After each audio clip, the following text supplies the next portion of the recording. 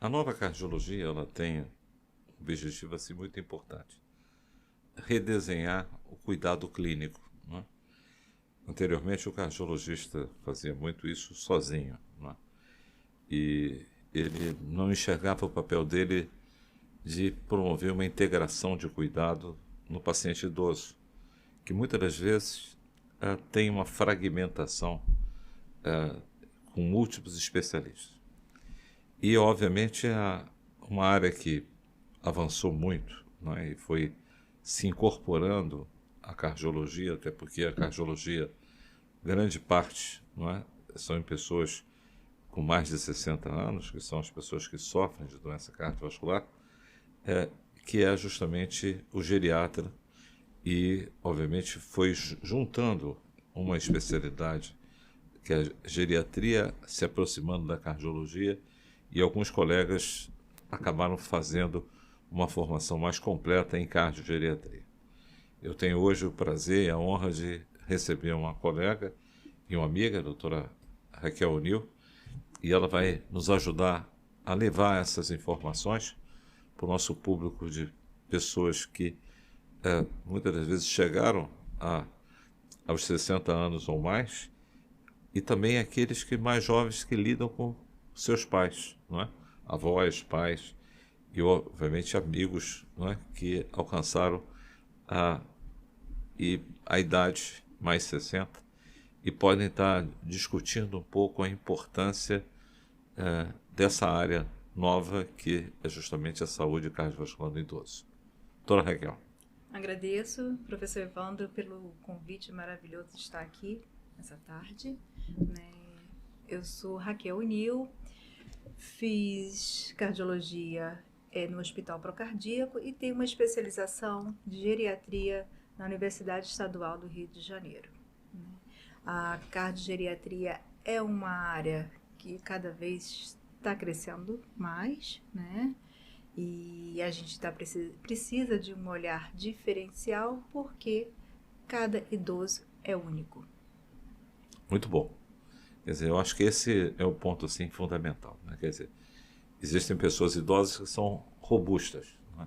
Ou seja, muitas das vezes têm uma idade biológica, mental e, obviamente, um conjunto de atividades que ele faz, realiza, que efetivamente é diferente de pessoas, muitas das vezes idosas, que estão acamadas, que é o outro extremo, não é? E, obviamente, essa robustez, não é?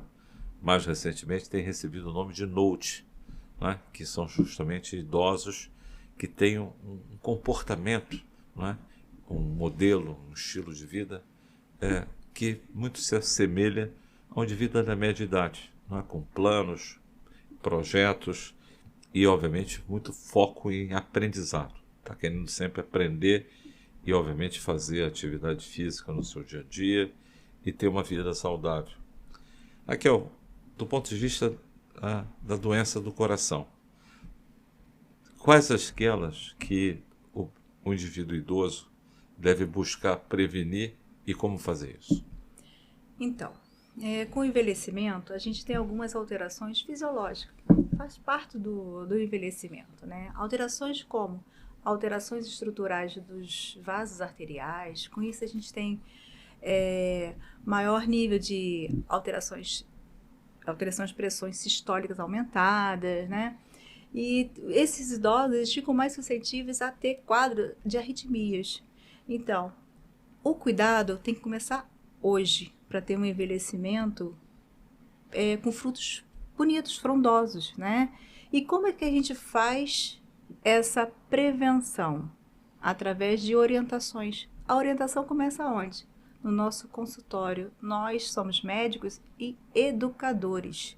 Então, a gente precisa, sim, incentivar a atividade física, são 150 minutos semanais, checar a alimentação, né?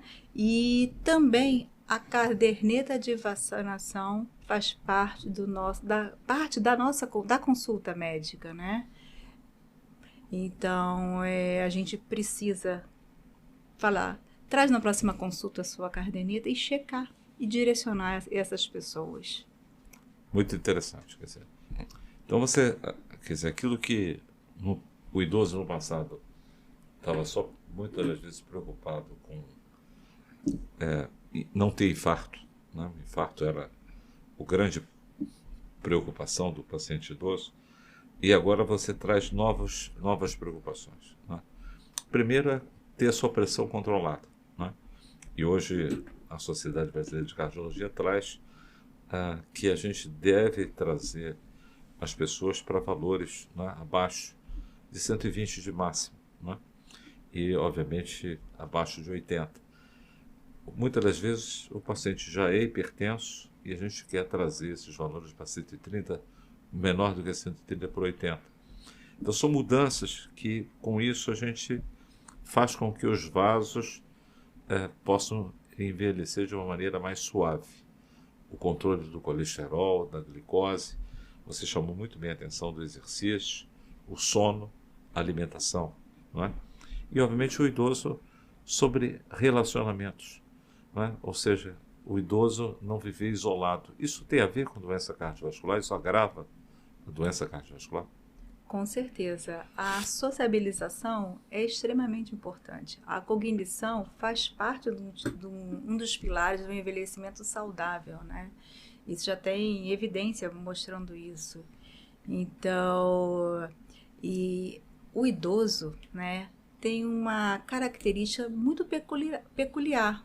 Por exemplo, um paciente jovem que esteja infartando, provavelmente ele vai apresentar dor no peito. O idoso não. Ele tem outros sintomas que nós temos que ter a percepção e acender o red flag que esse paciente possa estar infartando ou fazendo algum evento cardiovascular, por exemplo. Alteração no nível de cognição é um sinal, queda, um sinal de, por exemplo, de delírio. Então, são sintomas atípicos, né, de um paciente jovem, né, que possa apresentar, mas no idoso a gente tem que pensar em doença cardiovascular, sim. Muito bom. Quer dizer, você trouxe para a gente, não é, a palavra cognição, não é? Quer dizer, ou seja, a capacidade mental, o potencial mental desse idoso. E a gente não sabia, até algum tempo atrás, o quanto isso tem a ver com a boa saúde cardiovascular. Então, os quadros de demência, não é? Principalmente a demência vascular, a demência do Alzheimer, bem mais complexa.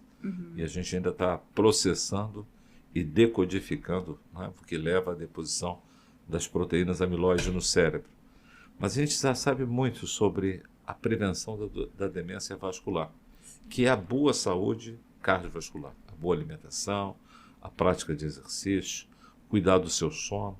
Se você tem a apneia do sono e roncos noturnos, deve ser tratado, porque isso ajuda a sua cognição. E os remédios cardiológicos, remédios de pressão e também os remédios para o controle do colesterol, né, que a gente mantém, né, na vida do paciente idoso. Você chamou a atenção aqui da pressão alta, né, que é um problema do idoso. Falou do infarto sem dor, que muitas das vezes pode ser uma sudorese intensa, pode ser uma falta de ar, pode ser um desmaio, não é? Então é uma característica do paciente idoso, principalmente o muito idoso, principalmente aqueles com diabetes. Existem outras doenças no idoso, que são os desfeitos das válvulas cardíacas, a estenose aórtica. Você podia falar um pouquinho para a gente sobre o que é a estenose aórtica?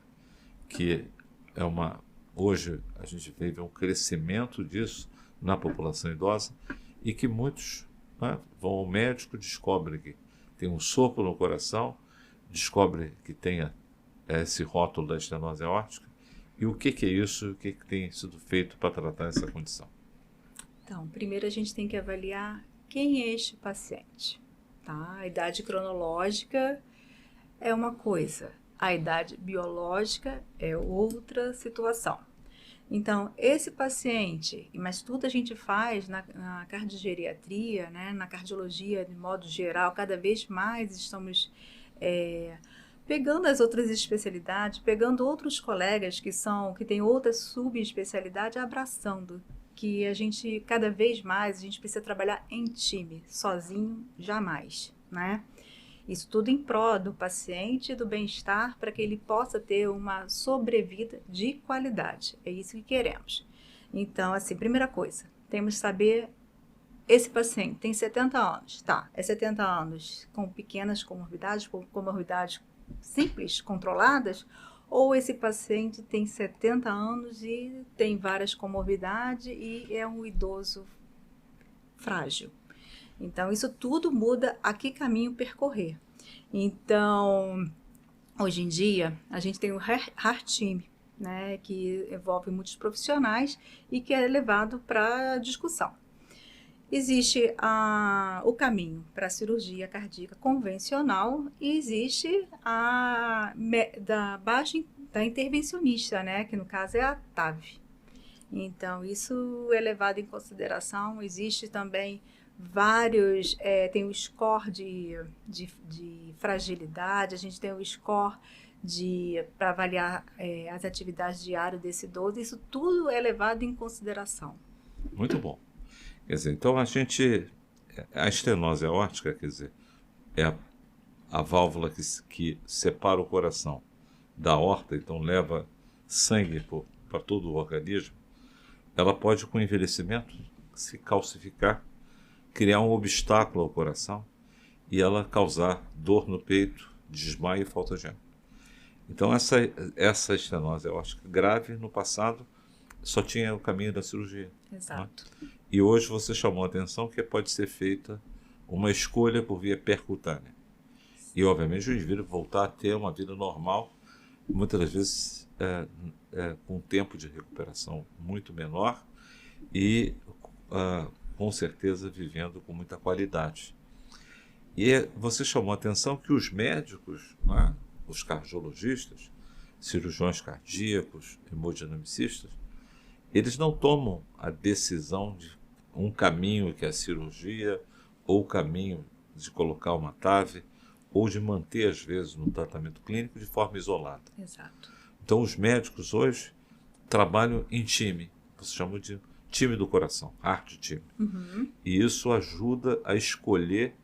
E aí entra o geriatra, né? O olhar cardiogeriátrico, que você chamou muita atenção. Que é feito uma avaliação pelo geriatra para ver o quanto essa pessoa tem de perspectiva de vida e que outras doenças associadas a esse indivíduo tem, de forma a construir um tratamento personalizado. Né? Então, o cardiopediatra, ou melhor, o cardiogeriatra, ele identifica que tem diferentes tipos de idosos. Idosos robustos, o chamado NOTE atualmente, né? Uma palavra que eu aprendi, Raquel, semana passada. E estava conversando com alguns amigos e a gente, né, vê isso no dia a dia. Né? As pessoas hoje, jovens aos 60, 70 e 80 anos. E, obviamente, pessoas que o processo de envelhecimento ele se acelerou de tal que ele possa ter aquilo que você chamou a atenção da fragilidade, uma perda da sua capacidade fisiológica. Mas com uma coisa boa. Às vezes o sujeito está frágil, mas o tratamento, não é? O apoio dos conhecimentos de geriatria são capazes de ajudar a recuperar a sua jovialidade do ponto de vista da sua massa muscular, a sarcopenia, da sua saúde óssea, da sua capacidade físico-funcional.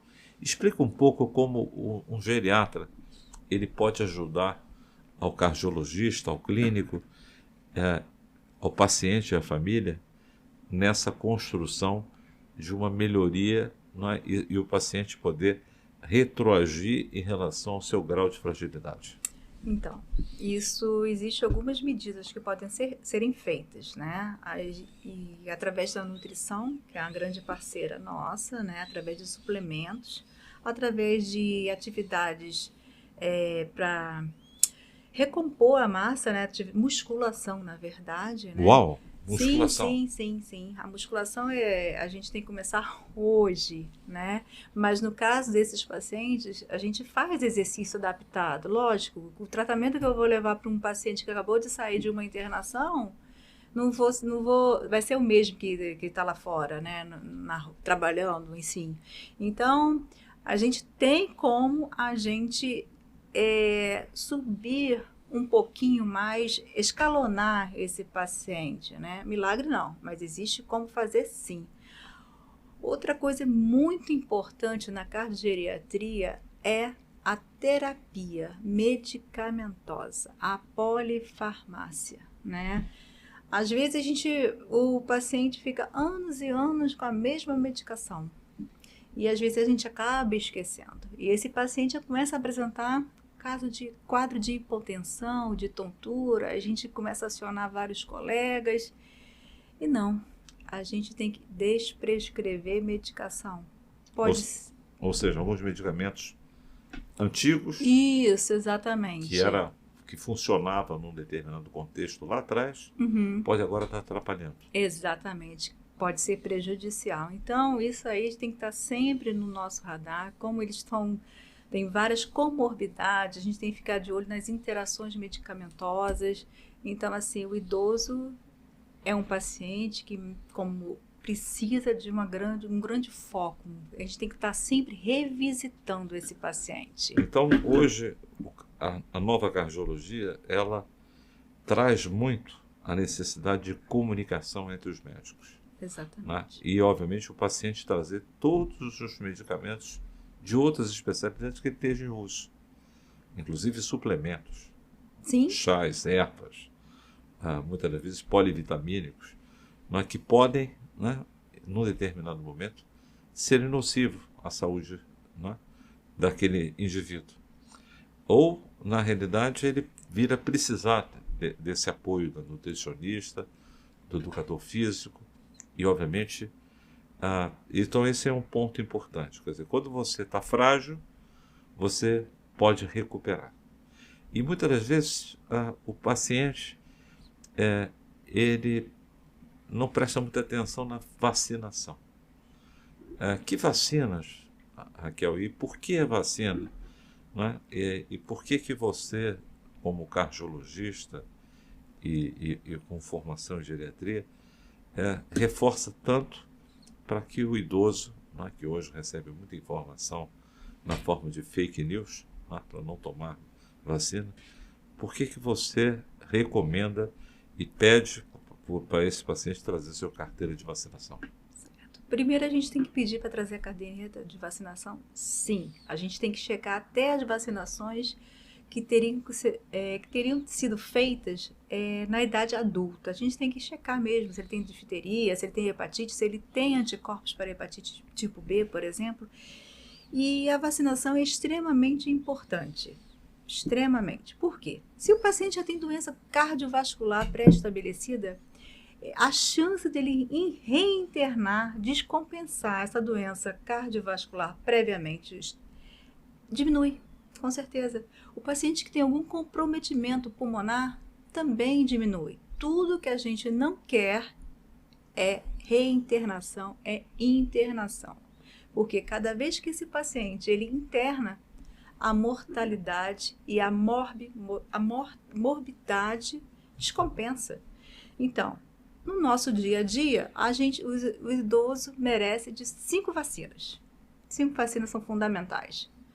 A influenza, a Covid, ambas anuais. A gente tem a pneumocócica 20. Temos a herpes zoster, que é a partir de 50 anos. Toda pessoa tem que ser vacinada. E temos, deixa eu ver, tá faltando uma. O vírus sincicial respiratório. Isso, perfeito. Principalmente é adequadíssima para o paciente que tem DPOC. Principalmente, o que é mais interessante a gente lembrar é que muitos desses idosos têm neto, né? E esse neto vai para a escola. Esse neto traz o vírus. Ele passa para o avô, né? E para a avó. E para a avó, né? O netinho fica muito bem, ele se resolve. Mas o avô e a avó não necessariamente eles vão passar ileso por esse vírus. Então, é importante a vacinação. Esse é um conhecimento potente e novo na Sociedade Brasileira de Cardiologia, que nós participamos. Ela recomenda fortemente o papel das vacinas como o quinto pilar da prevenção, né? É um pilar importante, né? Que a gente aciona esse quarto pilar da prevenção. E, obviamente, a gente quer que as pessoas não tenham obesidade, controlem a sua glicose, controlem a sua pressão e, obviamente, se vacinem, né? Então, a vacinação A gente teve a oportunidade de orientar uma tese olhando os dados mundiais de gripe, né? E publicamos isso numa revista norte-americana, American Journal of Medicine, que ao vacinar para a gripe você reduzia o risco de infartar, né? E depois, né, vários outros estudos mostram que isso acontece com várias outras condições. Então, infecções virais, infecções bacterianas inflamam, agridem o coração, o cérebro, aumentam o risco de infarto, AVC, descompensam doença renal crônica, né? E, obviamente, a gente... vacinação, infelizmente nem todos ainda incorporados ao Sistema Único de Saúde, ao Calendário Nacional de Vacinação, mas que o Ministério da Saúde está fazendo um trabalho para que a gente, em breve, possa ampliar esse PNI, né? Principalmente por foco no idoso. Uma coisa importante, né? A saúde mental do idoso. Você falou em delírio, né? Eu queria que você falasse um pouco para a gente sobre os pontos importantes que você chama a atenção sobre a saúde mental e as doenças do coração no paciente idoso. Então, o idoso, quando a gente interna um idoso, a gente já tem que pensar quando que nós iremos deshospitalizar esse idoso. Porque a gente sabe tudo que pode acontecer numa internação prolongada, né? Então, mais chance de fazer novas infecções, mais chance de delírio. E o delírio, a gente tem alguns tipos de delírio, né? O delírio ativo, o delírio inativo e o delírio misto, né?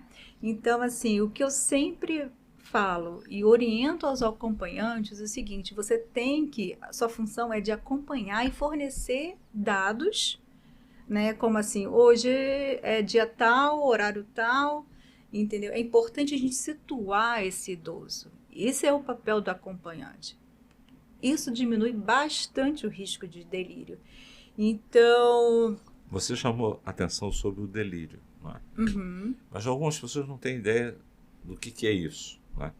E de repente está com seu familiar internado e aquele familiar começa a falar coisas desconexas, ficar às vezes agressivo ou dormindo o tempo inteiro, né? E muitas das vezes enxergando e vendo coisas, né? E isso recebe esse nome de delírio. Exatamente. E que é algo que a gente deve evitar, né? Porque isso implica, e a nova cardiologia chama atenção, que isso pode ser prejudicial e aumentar o tempo de internação e, obviamente, causar, né, eventos adversos, né? Você chamou a atenção da importância, né, que o acompanhante não fique só no celular, que esse acompanhante possa levar informações sobre o que está acontecendo, promover nessa pessoa idosa a informação sobre o horário, né? Levar informações sobre fotografias, vídeos, coisas que ele goste ali para manter ele conectado, já que ele não está em casa. Sim. Né? Que mais? Você acha que a depressão é um problema tão comum na população geriátrica que atrapalha a saúde cardiovascular? Sem dúvida, né? Com o envelhecimento, né? Muitas vezes esse idoso ele fica isolado, né? A família não abraça. E a depressão e o sistema cardiovascular, eles se conversam. Então, por isso que eu falo que a sociabilização é extremamente importante para esse público, né? Ou seja, ansiedade, depressão, delírio, né? E quadros demenciais, Sim. né? Que hoje a gente já começa a tratar, principalmente no início, né? Então é muito importante a presença do psiquiatra, do neurologista, né? Uhum. Muitas vezes dando suporte para definir que tipo de doença, se é algo orgânico ou algo que foi gerado pelo aquele momento do estresse da doença aguda, né? Ou da doença crônica, né? Às vezes o indivíduo tem um humor depressivo, você trata a doença e aquela condição da depressão pode desaparecer, né? E os medicamentos, né? Os medicamentos para a gente não interromper, né? Os medicamentos que têm efeitos, né, sobre condições neuropsiquiátricas, né? É importante essa conversa. Então, o cardiologista hoje, ele tem um papel de integração fantástico, né? E, obviamente, existem coisas específicas da saúde da mulher, né? Então, a gente até algum tempo atrás não olhava o aspecto importante que a menopausa promove sobre a saúde óssea, a saúde muscular, a saúde mental, não é? E isso era desconectado. E a nova cardiologia enxerga isso como um ponto de atenção. É claro que a gente ainda está numa era com muita limitação em termos de drogas específicas. A gente sabe que o exercício, né, manter o peso adequado, ter realmente atenção para o surgimento de depressão e obviamente, a psicoterapia, o apoio da psiquiatria, né? Então, a saúde do idoso, homem e da mulher, passa com muita atenção. E, obviamente, um ponto importante é a prevenção do câncer. E quais são os pontos, assim, já que o câncer e a doença cardiovascular, eles se conectam, inclusive com a cardio-oncologia. O geriatra e a visão cardiogeriátrica, que tipos de câncer a gente deve ter atenção e manter sempre um check-up e um acompanhamento preventivo. Então, fazendo na minha anamnese, no meu dia a dia, né, no consultório, é muito importante, não importa a idade desse paciente, eu checar se a paciente foi mãe, se a paciente gestou, quantas vezes você gestou, tá? Que teve alguma intercorrência durante a gestação? Teve aborto durante algum momento da sua vida? Tá. Não importa. A história patológica pregressa é importantíssima para a gente começar a anamnese, né? É importante saber quando que essa paciente entrou na menopausa, se essa paciente fez reposição hormonal, se ela tem história de câncer ginecológico, qual é a história? Câncer de mama, câncer de útero? Então, isso tudo não somos ginecologistas, mas isso aí são sinais de alerta que temos que ficar sempre no nosso radar. Se essa paciente, por exemplo, fez uma quimioterapia, se ela fez uma mastectomia que precisou fazer radiação ou quimioterapia, a gente tem que olhar porque o coração, ele sofre.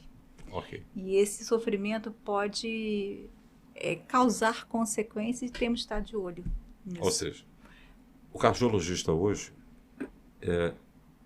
ele busca entender se o paciente está com o seu check-up ginecológico anual feito, se ele teve no passado alguma história de câncer ginecológico, como foi tratado, e isso pode causar doença cardiovascular tardia pela própria tratamento.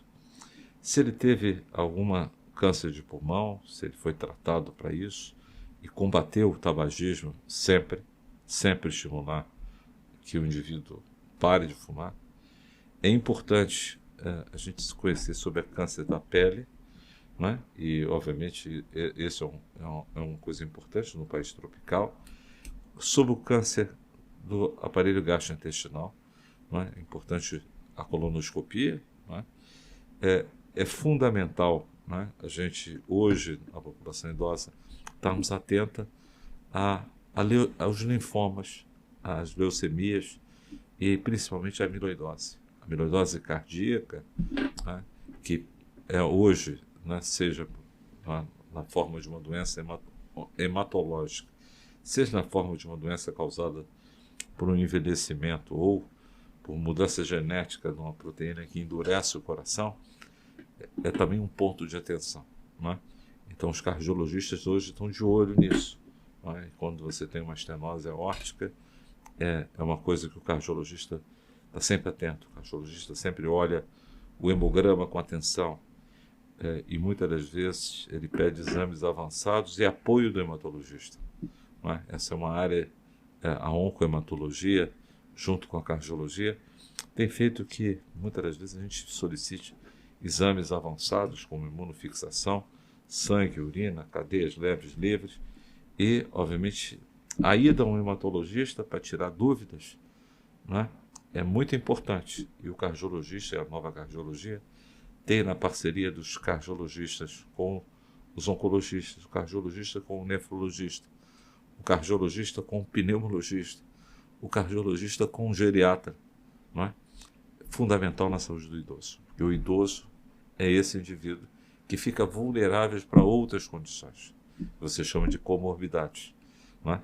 Eu queria então que você deixasse uma mensagem final sobre essa importância dessa conexão dessas duas áreas na saúde do idoso, cardiologia e geriatria.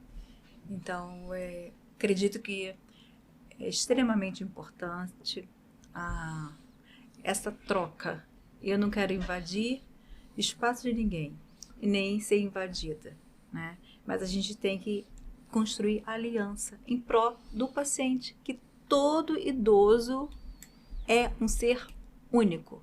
Além das suas comorbidades, nós temos as comorbidades como hipertensão, a gente tem a diabetes, mas também a gente tem as comorbidades mentais, que não podemos esquecer.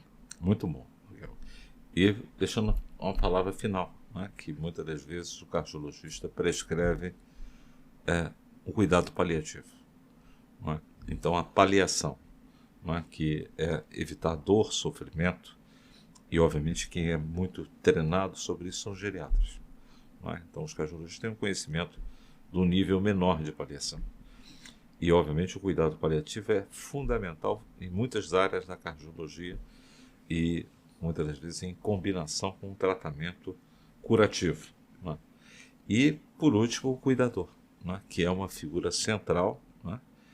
Presente na casa dos pacientes, principalmente aqueles mais frágeis, e que deve ser sempre levado à consulta. Deve estar sempre presente e ter uma voz, porque ele está ali vendo coisas que a gente, às vezes, como filho, né, como neto, como parente, né, pode não estar observando. Mas é fundamental na organização do cuidado. E também é um indivíduo que sofre impacto na sua saúde mental, na sua saúde física, né, e, obviamente, constrói laços com esse idoso. Né? Então é muito importante isso. A nova cardiologia, ela precisa, não é? Ela coabita a geriatria como uma das especialidades mais importantes do dia a dia do cardiologista. Muito obrigado, doutora Raquel. Foi uma honra ter recebido você aqui. Muito obrigada, professor Evandro. Extremamente grata.